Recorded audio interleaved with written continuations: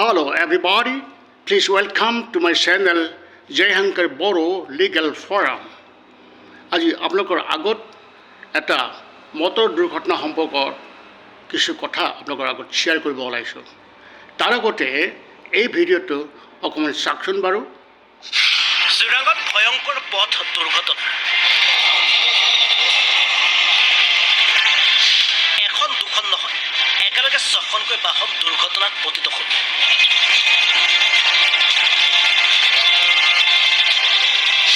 এডাল সাপৰ বাবে দুৰ্ঘটনাত পতিত হ'ল 6খনকৈ বাহন।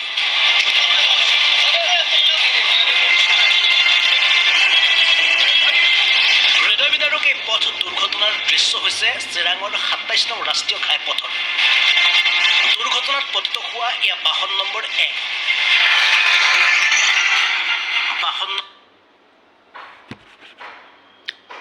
আপোনালোকে এই ভিডিঅ'টো দেখিলে আৰু ছ'চিয়েল মিডিয়াত প্ৰত্যেকেই এই ভিডিঅ'টো নিশ্চয় চাইছে। মই জয়শংকৰ বড়ো এডভকেট। প্ৰাইমাৰীলি মই মটৰ দুৰ্ঘটনা সম্পৰ্কত কেছবিলাক ডিল কৰোঁ।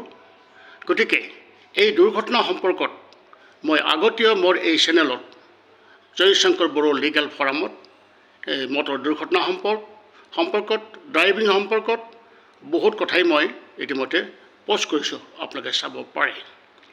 Now coming to the point of this present situation, accident of the vehicle.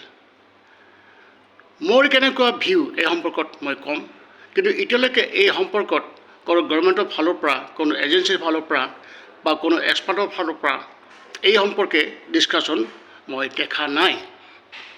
My question is that why drivers are driving the vehicle so speedy? ইমান কিয় তীব্ৰ বেগত গাড়ী চলাব লাগে ইজ এ কুৱেশ্যন। এই কুৱেশ্যনটো অকল মৰে নহয়, এইটো গভৰ্ণমেণ্টৰ কুৱেশ্যন। স্পীড কিছুমান বান্ধি দিয়া থাকে। যান বাহন আইন আছে, মটৰ ভেহিকেল এক্ট 1988। গভৰ্ণমেণ্টে সময়ে সময়ে এই যান বাহনৰ গতিবেগ তেওঁলোকে ফিক্স কৰি দিয়ে। কিন্তু আমাৰ ড্ৰাইভাৰ বন্ধুসকলে এইখিনি যিখিনি ৰুল এণ্ড ৰেগুলেশ্যন ফ'ল' কৰেনে?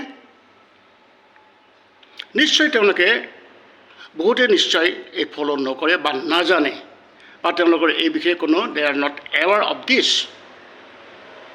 মই এই ক্ষেত্ৰত এইটো ক'ব বিচাৰিছোঁ যে এই যে চিৰাঙত যিটো এক্সিডেণ্ট হৈ গ'ল, 4খন গাড়ী একেলগে দুৰ্ঘটনাত পতিত হ'ল। It is not a matter of joke, very serious accident. Now I am coming to the first vehicle. যিটো ড্ৰাইভাৰে এই গাড়ীখন সন্মুখত এটা সাপ দেখি পেলাই ব্ৰেক মাৰি দিলে, driver of this vehicle is all right. ড্ৰাইভাৰজনে যিটো কাম কৰিলে, ব্ৰেক মাৰিলে, তেওঁ ভাল কাম কৰিলে। চ' দিছ ড্ৰাইভাৰ ইজ অল ৰাইট। তাৰপিছত যিখন গাড়ী আহি আছিলে, ব্ৰেক মাৰাৰ লগে লগে সেই গাড়ীখন তাক খুন্দা মাৰিলে, সেইখন গাড়ী এক্সিডেণ্ট হ'ল। আৰু তাৰপিছত আৰু এখন গাড়ী এক্সিডেণ্ট হ'ল, আৰু এখন হ'ল।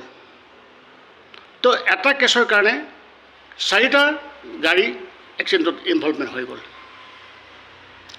মই ক'ম যে যিটো driver of the first vehicle brake use কৰিছিলে, ইজ অল ৰাইট, তেওঁ ঠিকে আছে। যিটো ছেকেণ্ড ভেহিকেল আহি পেলাই এই ফাৰ্ষ্ট গাড়ীখনত খুন্দা লগালে, দিছ ড্ৰাইভাৰ ইজ কমপ্লিটলি ৰং। কিয় ৰং এইটো বাৰে বাৰে কৈ থকা হৈছে যে আপুনি গাড়ী স্পীডত নচলাব, আৰু গাড়ী সদায় আগৰ গাড়ীখনৰ লগত আপুনি ডিষ্টেঞ্চ মেইনটেইন কৰি পেলাই গাড়ী চলাব। তেতিয়া আগৰ গাড়ীখনে কিবা এটা কাৰণত ব্ৰেক মাৰিলে পিছৰ গাড়ীখনে এটলিষ্ট ৰখাব পাৰিব। স্পীড আছিলে গাড়ীখন, পিছৰ গাড়ীখন স্পীড আছিলে, সেই গাড়ীখন আগৰ গাড়ীখন তাৰমানে ব্ৰেক মৰাৰ লগে লগে পিছৰ গাড়ীখন লগাই দিলে খুন্দা, এণ্ড তাৰ পিছৰ গাড়ীখন আৰু তাৰ পিছৰ গাড়ীখন। তো এই সংক্ৰান্তত মই এইটোৱে ক'ব ওলাইছোঁ, আমি ক'ম যে স্পীডৰ কাৰণে এই ঘটনাটো হ'ল। Okay, driver of the first vehicle is all right.